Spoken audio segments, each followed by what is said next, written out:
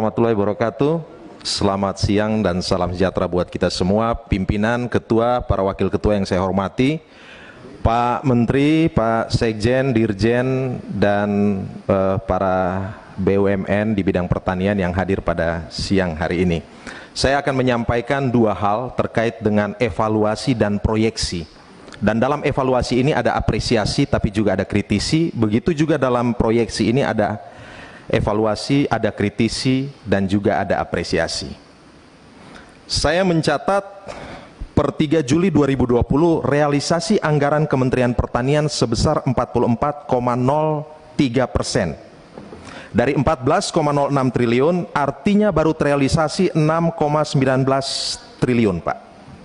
Kalau dibaca secara sederhana, berarti program Kementerian Pertanian masih sebesar 46% lebih yang belum sampai ke rakyat. Dan ini terkonfirmasi ketika saya melakukan reses kemarin. Ada keluhan dari petani di Kabupaten Rotendao, selatan Indonesia, beranda depan Republik, yang mengatakan kami kesulitan pupuk. Artinya program ini belum sampai ke petani. Ada contoh lain terkait juga dengan penanganan ASF, virus Afrika yang menimpa babi, yang hari ini juga ternyata belum bisa dituntaskan. Kalau kita membaca serapan anggaran 44,03%, ini sebenarnya mengindikasikan bahwa banyak program yang belum sampai ke rakyat. Karena itu Pak Menteri, secara konkret saya berharap Kementerian Pertanian bisa bekerja lebih cermat, lebih cepat, lebih tertib dengan arah dan orientasi yang terfokus. Yang kedua,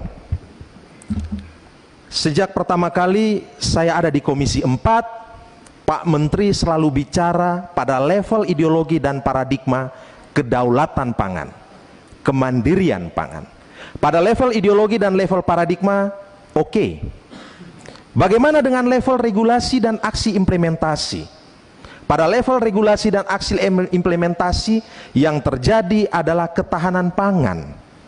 Padahal kalau tadi teman-teman bicara soal Bung Karno, bicara marhaenisme, itu sebenarnya kita mau berorientasi dan mencapai apa yang dinamakan kedaulatan pangan. Karena itu menurut saya, hari ini kalau kita mau bicara tentang anggaran 2021, mestinya kita berani memutar arah dan orientasi dan paradigma kita, bukan lagi pada food security, tetapi pada food sovereignty, pada kedaulatan pangan. Saya kasih contoh. Hari ini neraca perdagangan buah-buahan Indonesia masih defisit sebesar 19,1 triliun. Ini data Kemenko Perekonomian. Dan besarnya defisit ini terutama disebabkan oleh impor 4 jenis buah: anggur, apel, jeruk, dan pir. Total nilai impornya 16,7 triliun. Karena itu terkait dengan hal ini saya ingin bicara mendorong substitusi impor, Pak. Tadi banyak yang bicara soal bawang putih. Saya kemarin reses menemukan suatu hal. Ternyata bawang putih potensi itu bukan cuma di kampung Pak Johan di Sembalun, tetapi di kampung saya di NTT di Timur Tengah Selatan, Pak. Saya ingin kasih tahu. Ini bawang putih benih yang dibawa dari Temanggung, Jawa Tengah. Dibawa ke NTT ditanam, setelah ditanam hasilnya seperti ini, Pak. Hasilnya seperti ini. Artinya apa? Artinya sebenarnya kita ini bisa melakukan pengembangan komoditas bawang putih ini. Ya, kita tahu 95% kita mengimpor bawang putih dari China. RIPH-nya tadi sudah disampaikan oleh Pak Sudin. Karena itu terus terang, Pak, kalau kita mau bicara soal kedaulatan pangan, kita mau bicara soal substitusi impor, inilah saatnya kita melakukan pewilayahan komoditi. Clustering itu perlu kita lakukan, diversifikasi itu perlu kita lakukan. Dan kata kuncinya adalah ya lembaga riset, badan penelitian dan pengembangan Kementerian Pertanian ini harus bisa bekerja secara optimal. Ini catatan saya, evaluasi saya terhadap apa yang sudah kita lakukan di 2020.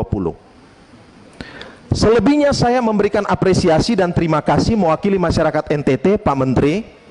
Kemarin masyarakat NTT itu senang sekali karena banyak sekali alsintan dari PSP dan ketahanan pangan yang masuk ke NTT. Terima kasih. Tetapi kemudian mereka juga mengeluhkan soal air. NTT ini kekurangan air. Air untuk pertanian dan juga peternakan, Pak. Konkret yang kita mintakan adalah embung, sumur bor, dan juga pompa air, Pak. Dan juga terkait juga ini adalah soal benih dengan standar yang berkualitas, Pak. Nah, ini beberapa hal yang perlu saya sampaikan. Dan mungkin di ujung ini, Pak, terkait dengan ASF, Pak, karena kemarin saya perlu menyampaikan ke Bapak, terima kasih Pak Menteri. Setelah kita bicara di sini, Bapak bergerak cepat mengirimkan tim ke Maumere, ya. Tetapi ada satu hal, Pak, ini badan karantina ini kerjanya belum top, Pak. Saya ingin tanya, badan karantina ini udah tangkap berapa banyak sih? Karena yang terjadi dalam kasus ASF di NTT itu, Pak, itu sumbernya dari Timor Leste, dan bahkan sampai kepada produk olahan itu juga menjadi sumber ASF. Kenapa? Orang di NTT itu punya kebiasaan, Pak, ketika dia makan sosis dari Timor Leste, sisa-sisanya itu diberikan kepada babi. Dan kalau ini tidak bersih, berarti berbahaya. Nah, kemarin mereka memberikan usulan kepada saya adalah, mungkin Pak, perlu juga dipikirkan dibantu dari segi bibit, Pak. Bibit untuk babi ini, karena NTT ini ternak babi ada sekitar 2 juta, dan ini membantu sektor pada skala rumah tangga, Pak. Dan mereka katakan perlu mencari bibit yang masih bebas dari ASF. Disebutkan tempatnya itu Manado, Pak. Solo mungkin, tetapi kemarin ada kasus, ada sekitar 6 babi yang meninggal di Solo ini, Pak. Nah, ini ada beberapa hal yang bisa saya sampaikan. Seizin Pak Ketua, Pak Dedi dan pimpinan, terus terang Pak, ini masyarakat NTT ada titip proposal banyak sekali ke saya, Pak. Mungkin nanti bisa saya sampaikan sekaligus juga dengan bawang ini, Pak. Ini ada di 10 kecamatan di Kabupaten TTS, Pak. Luas lahannya sekitar, yang mereka sebutkan ke saya, ada sekitar 800 hektar yang mungkin bisa ditanami, Pak. Ketinggiannya 1.300 meter dari permukaan laut. Saya kira ini yang bisa saya sampaikan. Mohon maaf kalau ada yang kurang berkenan, tetapi poin kita adalah semangat untuk membangun bangsa. Sekian dan terima kasih. Pak Ansilema, tadi mau minta bibit babi, harganya kira-kira per ekor berapa? Pak Sudin, ini yang saya ini bukan peternak, ini yang susah saya jawab. Harganya supaya nanti ada perencanaan yang baik, anggaran yang tepat. Kan begitu. Saya mohon waktu, Pak, biar saya bisa ngecek. Bukan 9 juta kan? Kayaknya bukan 9 juta, ya, karena yang kemarin yang mati babi ada yang harganya 9 juta, berarti anakannya tidak mungkin sampai 9 juta. Sudah, tidak ya, mungkin, terima kasih, Pak. cukup udah. Ya.